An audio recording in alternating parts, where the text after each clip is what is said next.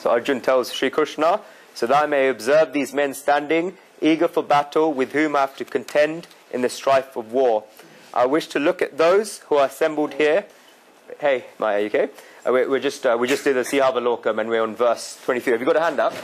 I'll just give you the 2 handouts. Okay, we're on verse 23. I wish to look at those who are assembled here, ready to fight and eager to achieve in battle what is dear to the evil-minded son of Dhrtarāṣṭra. According to Arjun's words, it's very important to look at those who we're fighting against. Because if we do not observe them, then victory becomes very difficult. Just as it's important to look at our enemies in this outside battle, it's important to look at our enemies in this internal battle we've got.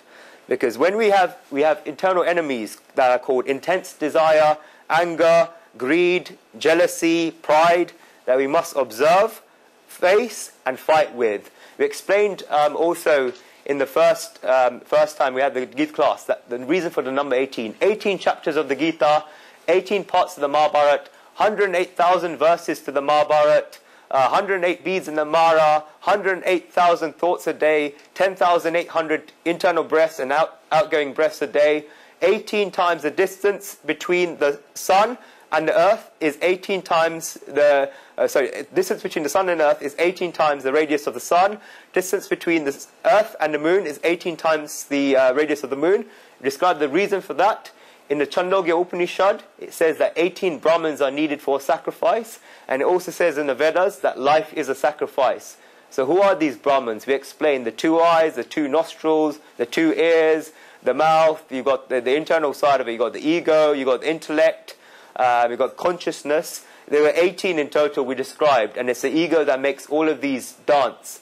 And it's when all of those, sacrifice isn't a direct translation, we call it yagna, which means directing all your actions towards God. What we're doing here is a yagna, and we'll explain the benefits of doing a yagna when we get to chapter 3. It requires 3 things: Dev Puja, worship of gods; Sangati Karnam, gathering people together for a noble purpose, which we're doing now, second part; and 3, Dan, which means charity. So when you have all those 3 things, you're doing yagna. And it says in the 3rd chapter of the Gita, fostered by sacrifice, the gods will give you in return. The universe is an echo point. When you do something, when you send something out, like if you go to a hill station in Mahabaleshwar, you get something back 1,000,000 times in return. That's what yagna is called. So we're doing a yagna right now, in fact.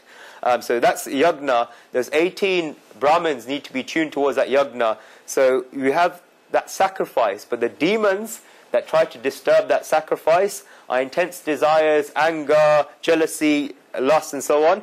We've got to fight them. And because people try to fight them, you need to understand them, and we'll understand them later in the Gita.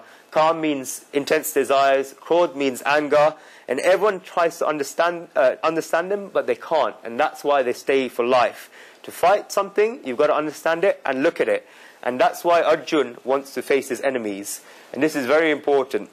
So in our own lives, we're doing Mahabharata against these enemies of ours, and you need to take the time to look at them. You can't look at them in a 1.5 hour class. You've got to look at them in detail.